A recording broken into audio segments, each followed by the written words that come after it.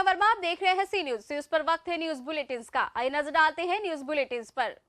एतमादपुर थाना क्षेत्र के भागुपुर चौराहे के पास पुलिस और बदमाशों के बीच हुई मुठभेड़। 9 साल के बालक की हत्या का मामला, हत्यारोपी वाहिद की लगी गोली, हॉस्पिटल में भर्ती, एक आरोपी फरार। देखिए, आज हमारी यहाँ स्वाट टीम और थाना एतमादपुर की टीम के साथ अपराधियों की मुठभेड़ हुई है, जिसमें एक अभियुक्त गोली लगने से घायल हुआ है, जिसको इलाज के लिए तत्काल जो हॉस्पिटल भेज दिया गया है। उसका एक साथी जो है वो फरार हो गया है, जिसकी छानबीन के लिए हमने टीमें लगा दी हैं। आपको मालूम होगा कि कल थाना एतमादपुर के धौररा गांव में एक 9 वर्ष के बच्चे जो 2 दिनों से गायब था, उसकी डेड बॉडी गांव में मिली थी और वो एक बड़ी और दर्दनाक घटना भी थी। चूँकि गांव में ही उसकी मृत्यु कर दी गई थी और गांव भी संवेदनशील था, बड़ा गांव था। उस दृष्टिकोण से हमने एसपी वेस्ट के नेतृत्व में सीओ छत्ता और सीओ एतमादपुर के नेतृत्व में हमने करीब 6 टीमें बनाई थी और उस घटना का अनावरण करने के लिए बहुत सारे जो है प्रयास किए गए, सभी एंगल पे खंगाला गया था और उसी सूचनाओं के संकलन के क्रम में आज उस घटना का सफलतापूर्वक अनावरण करते हुए जो उसमें दोषी अभियुक्त थे 2 वाहिद और अरमान, उनके साथ मुठभेड़ हुई है, जिसमें जो वाहिद है उसको पैर में गोली लगी है, वो इलाज के लिए उसको भेजा गया है और दूसरे अभियुक्त की गिरफ्तारी के प्रयास चल रहे हैं। सर, हत्या क्या वजह रही, क्यों हत्या की? देखिए, अभी चूँकि उसे तत्काल वो घायल हुआ है और उसको इलाज के लिए भेज दिया गया है, अभी उससे थोड़ी पूछताछ और की जाएगी और विस्तृत जानकारी आपको जो है दी जाएगी। आगरा से सीनू संवाददाता अनुज। जुन्नारदेव हिरदागढ़ में लाइन ठीक करने चढ़ा रामकिशोर पाटिल निवासी छिंदी कामत, जो ठेकेदारी के हेल्पर का कार्य विद्युत भाग से करता है। लाइनमैन द्वारा लाइट बंद करने का परमिट नहीं लिया गया और हेल्पर को लाइन ठीक करने पोल पर चढ़ा दिया।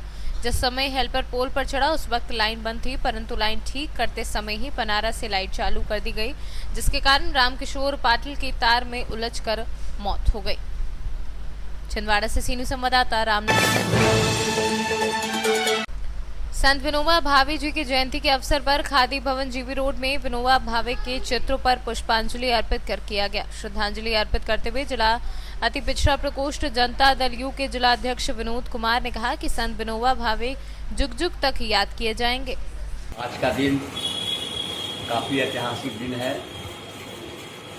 भूदान आंदोलन के बड़े नेता संत विनोबा भावे जी का जयंती के अवसर पर खादी भवन जीबी रोड में विनोबा जी के चित्रों पर पुष्पांजलि अर्पित करते हुए हम विनोबा जी को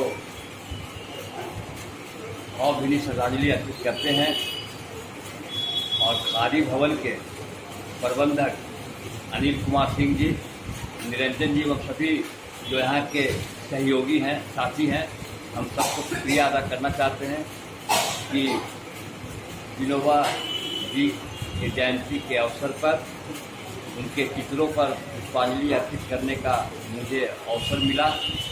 हम इसके लिए खादी भवन के सभी साथी को धन्यवाद देना चाहते हैं और जब तक धरती पर लोग रहेंगे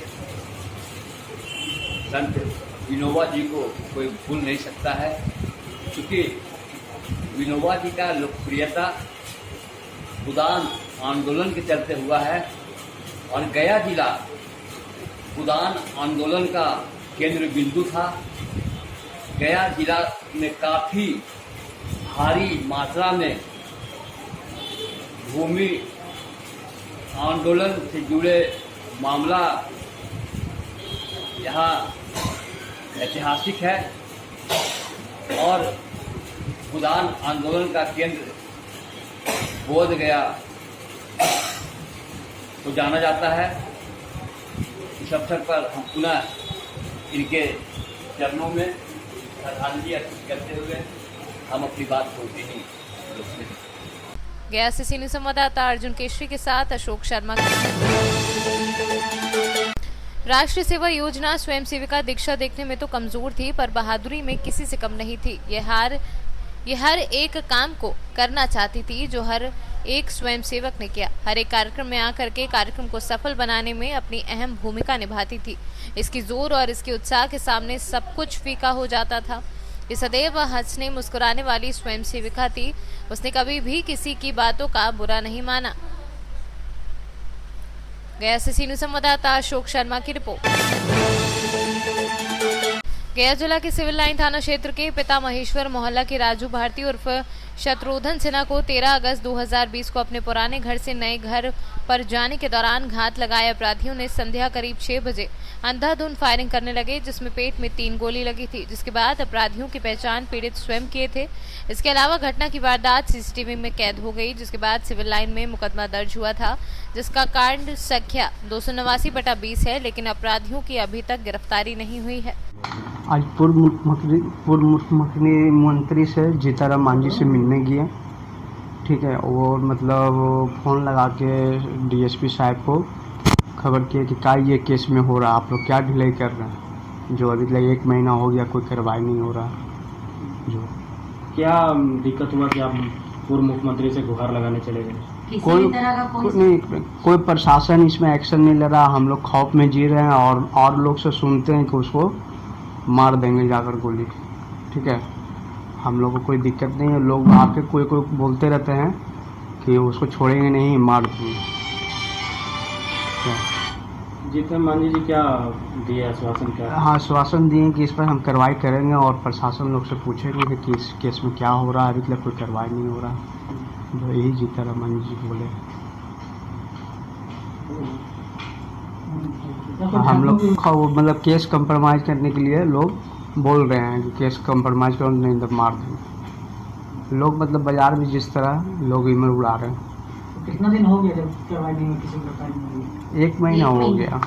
क्या बोलते हैं? कोई पुलिस कहीं गए थे? हाँ, मतलब गए थे तो एसपी के पास गए थे 1 हफ्ता पहले, मतलब 1 हफ्ता 10 दिन हो रहा। पहले हम लोग एसपी के पास भी गए थे। अभी तो वो बोले थे मतलब कि हम लोग लगे हुए हैं, कार्रवाई कर रहा है। डीएसपी से भी बात हुआ तो वो आज भी बोले, मतलब हम खुद, मतलब मेरी वाइफ बात की, ठीक है, कि मतलब हम लोग लगे हुए हैं, बैठे हुए नहीं हैं, हम लोग लगे हुए हैं। तो हम लोग बोले कि अभी तो 1 महीना हो गया, अभी तक कोई कार्रवाई नहीं हो रहा। और मतलब उधर से फ़ोन आता है कि केस को उठा लो, कंप्रोमाइज़ कर लो, मतलब नहीं करोगे तो फिर मारेंगे।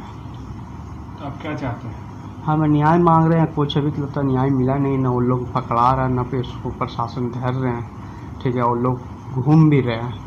आज मतलब कुछ पता चला कि बुलबुल साहब दिघितला मोड़ पर आए थे मछली लेने के लिए, और प्रशासन लोग घर ही नहीं रहे। हम क्या बोलें, मेरे भाई लोग भी नहीं निकलते हैं घर से, सब खौफ में जी रहे। ने बताया कि आज पूर्व मंत्री जो हैं, पूर्व मुख्यमंत्री जीतन मांझी से हम लोग आज जाके मिले, तो हमारे सामने ही वो सिटी डीएसपी को फ़ोन लगाए और फ़ोन लगा के बोले कि इस तरह से आप लोग ढिलाई मत कीजिए, इस कार्रवाई को बढ़ाइए।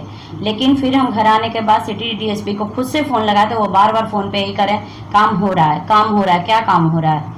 ना हमारे केसआईओ इस पर ध्यान दे रहे हैं, ना एसएसपी दे रहे हैं। किसी तरह का कोई प्रोटेक्शन इस केस में, किसी भी तरह का कोई कार्रवाई नहीं हो रहा है। मुझे तो ये शक है कि पता नहीं ये लोग गत मार दिए हैं, क्या किए हैं, राम जाने। इन लोग किसी तरह का, हम लोग के आए दिन मेरे हस्बैंड दहशत में हैं। कोई ना कोई कहता है साला बच गया, कैसे बच गया है, अरे उन्हें वो बचा है ना, चलो उसके भाई को सफा दफा कर दो। तो इस तरह से हमारे भैंसुर लोग भी इस रोड से उस रोड में क्रॉस करने के लिए सोचना पड़ रहा है कि क्रॉस करें कि नहीं करें। रात दिन घर में दहशत। हम लोग का सारा रोजी रोटी जो है सारा बंद हो चुका है। पूर्व मुख्यमंत्री आज क्या आश्वासन दिए? यही बोले कि हम लोग इस पे कार्रवाई करते हैं, आप निश्चिंत होकर घर जाइए।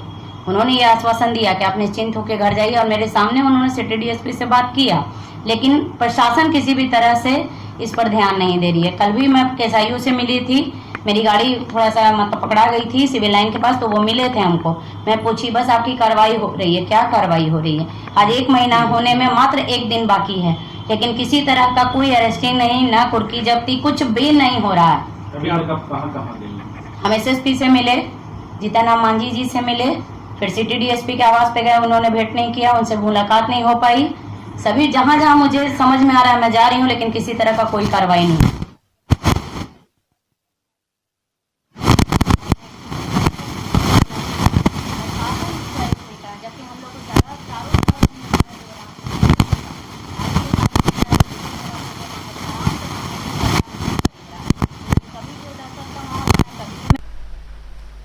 गया से सी न्यूज संवाददाता अशोक शर्मा की रिपोर्ट। न्यूज बुलेटिन में फिलहाल इतना ही। बाकी देश और दुनिया से जुड़ी बड़ी खबरें जानने के लिए विजिट करें हमारी वेबसाइट cnewsbharat.com पर और अपडेट रहने के लिए प्ले स्टोर से डाउनलोड करें सी न्यूज भारत ऐप। बने रहिए सी न्यूज के साथ, हर खबर आपके साथ आपके हाथ।